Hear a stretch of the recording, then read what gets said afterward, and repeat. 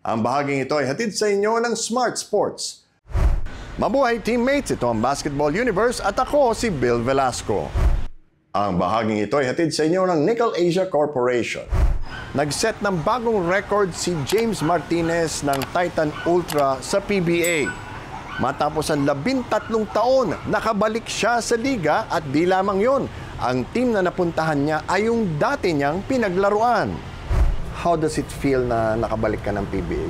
Sobrang blessing kasi biro mo after 13 or 14 years, parang ako lang ata nakagawa. Oo nga.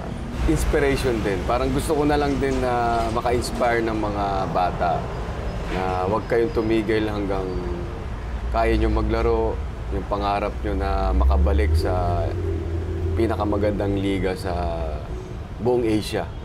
Diba? Na nakabalik ka na parang kaya mo pa makipagsabayan dun sa mga magagaling na players sa Pilipinas.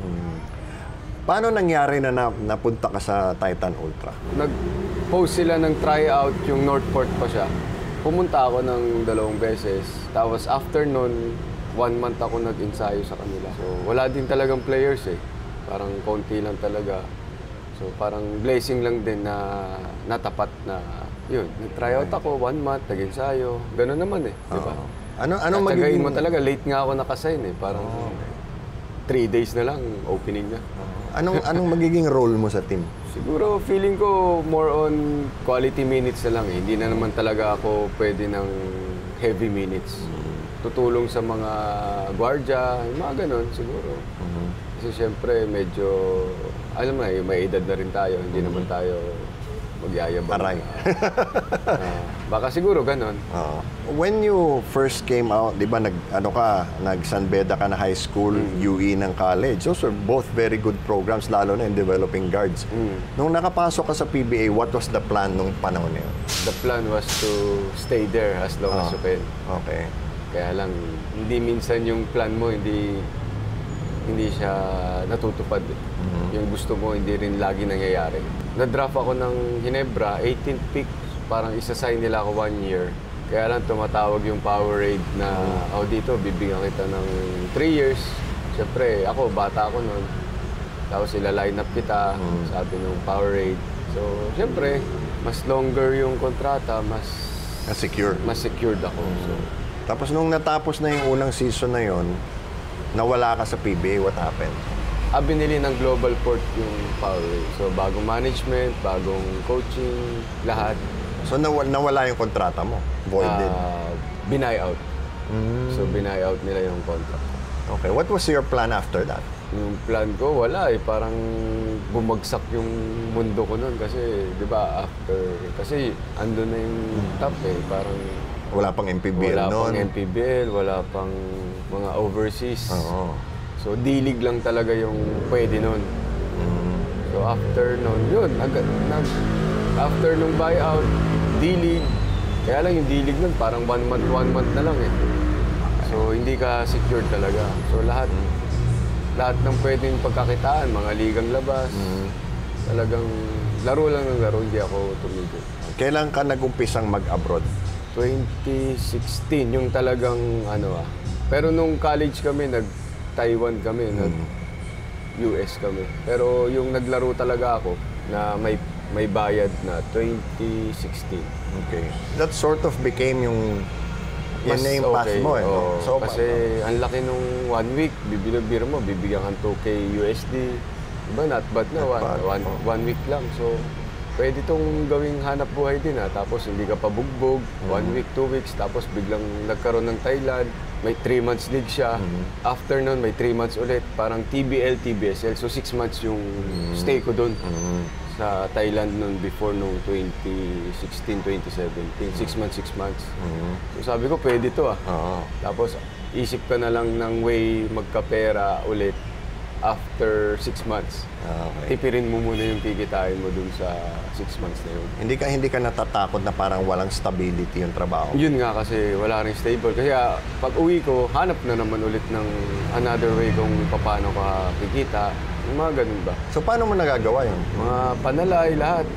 minsan di ba, nag-showbiz din ako, mga artista, extra, yung mga ganun. So, lahat ng pwedeng pasukin. Ano yung pinakamagandang naging experience mo abroad? One of the best na Thailand talaga. Kasi every year siya meron. Malaysia, okay din yung mga sa Cebu, sa East Malaysia siya eh. Sa KL, tsaka sa Johor, halos 5 years ako naglaro doon. Tapos binago nila yung rules na hindi na sila kumukuha ng Asian. So yun, para sa'yo. What was the difference nung nag-abroad ka na parang ang ganda ng nilalaro mo sa nakapag-MVP ka pa and all? Parang habang tumatagal, lalong gumaganda yung laro mo eh. What happened there? What's the secret? Siguro natututo ka lang talaga yung maglaro na yung makibagay dun sa, kumbaga, anong sistema. Kumbaga, kung anong gusto ng coach dito, gusto ng coach dito. So, kailangan adjustable ka rin eh. Minsan kasi gusto ng coach. Sa ibang bansa, puro sistema. Dito, bara-bara. So, kailangan medyo adjustable ka rin. Okay. How did you last so long playing overseas? How did you take care of yourself? Yun, siguro, alaga rin sa kain. Tsaka kasi, ang sasarap ng pagkain sa ibang bansa. Eh, diba? Ayun naman talaga number one. Diba? Thailand, Malaysia, lahat. So, sobrang sarap ng mga pagkain. Kaya ikaw na lang talaga magko-control ng sarili.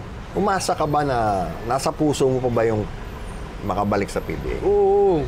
Kasi noong 2017, nag-try ako sa Blackwater noon. Tapos nagdilig ako, nag-record ako ng 58. Pinapunta ako ng Blackwater tsaka Kia.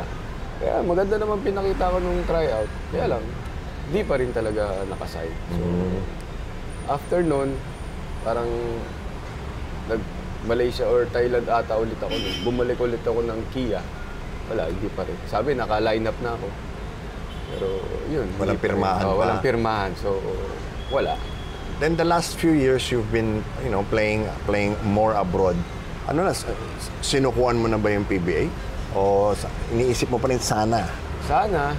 Pero parang suntok sa buwan na lang din eh, na makakabalik ka. Kasi syempre, as you grow older eh. Siyempre, yung time mo makes in. Tsaka hindi ka big man. Hindi ka pa big man. So, yung lifespan ng guard kasi mas maliit kaysa sa big man. Diba? Alam naman natin lahat yun. Okay. Ngayon nakatikim ka na ng laro uli sa PBA. Anong nagbago mula nung huli kang nakapag-PBA? More ready na ako ngayon. Lahat kasi yan, bigay ng Diyos. Eh. So, ine-enjoy ko na lang siya na no pressure. No pressure na, hindi katulad ng bata ko, kailangan pakita ko, ganyan. So ngayon, parang ito lahat para sa pamilya na, para sa anak ko lalo, para sa kanya lahat. Do you think na this time around magtatagal ka pa sa PBA? Anong plano? Hopefully, sana magtagal pa rin, di ba? Kasi yearly by yearly naman ang contract eh. Pero at least, I'm grateful na pina-sign ako ng management tsaka ng coaches ng Titan. So, sobrang happy ako na, yun, susuklihan ko naman ng record setting. Sana. How did it feel nung, PPBA na ako ulit? Parang surreal feeling eh. Parang all these years, pinapangarap mo na makabalik talaga. Yun talaga naman yung plan eh, na PBA talaga.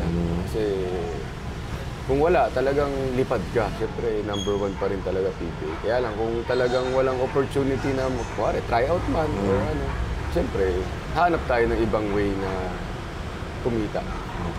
Did you believe it nung unang inalok ka na maglaro ng PBA? Parang, totoo ba to? Ilang beses na nabigo di ba? Oo, kasi, pang last ko, nag-try out ako San Miguel din. Pero for 3x3 lang siya. Okay. So, sumasabay kami dun sa yung team talaga. Tapos parang meron siyang maliit short tournament na yung 3x3 players isasama daw sa lineup para laro doon, tapos 3x3.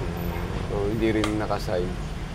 Yun. Pero grateful pa rin ako kasi pinapunta ako ni Coach Boyce sa San Miguel. Okay. So now you're back in the PBA. Personally, how long do you feel that you'll still be able to play? Siguro hanggang kaya. Pero tingnan natin kasi yearly by yearly nga eh. Siyempre, tingnan natin kung yung katawan natin, di ba? ayoko rin magyabang na kaya ko pa. Okay. Will you still be involved in basketball when you stop playing? Sana, coaching or lahat, di ba? Pwede namang coaching or skills, shooting coach, pwede, dami. Daming pwedeng puntahan. Ano yung mga natutunan mo from this experience, PBA, tapos nag-overseas ka ng napakatagal, tapos bumalik ka ulit sa PBA. Anong mga natutunan mo about yourself? Ang natutunan ko doon na, yun nga, parang tadhana rin, tapos dapat i-enjoy mo lahat ng journey. Kasi ako noon dati parang bakit ako nawala sa PBA noon, di ba? Parang sobrang depressed ako noon.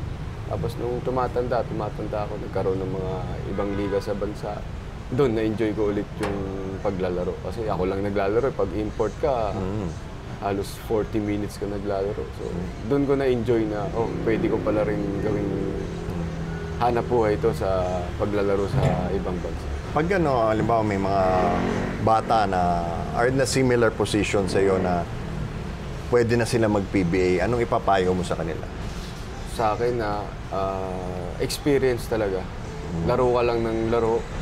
Kasi doon mo makukuha yung rhythm mo, tsaka kung paano ka makakalusot, yung sa utak, IQ, lahat. Laro lang ng laro, kahit pick-up game, kahit sa barangay. Laro lang ng laro. Siguro leksyon sa atin ang kwento ni James Martinez na wag tayong titigil sa pagpupursige hanggang sa marating natin ang gusto nating mapuntahan. Yan ang Basketball Universe para sa araw na ito. Subaybayan kami ng Lunes, Miyerkules at Biyernes sa YouTube at Facebook. Kaya like, share, subscribe at follow na rin. Nais naming pasalamatan ang aming mga sponsors. Smart Sports, Nickel Asia Corporation. Laging tandaan, saan man kayo at ano man ang ginagawa ninyo, magkakampi tayo. Ako si Bill Velasco at ito ang Basketball Universe.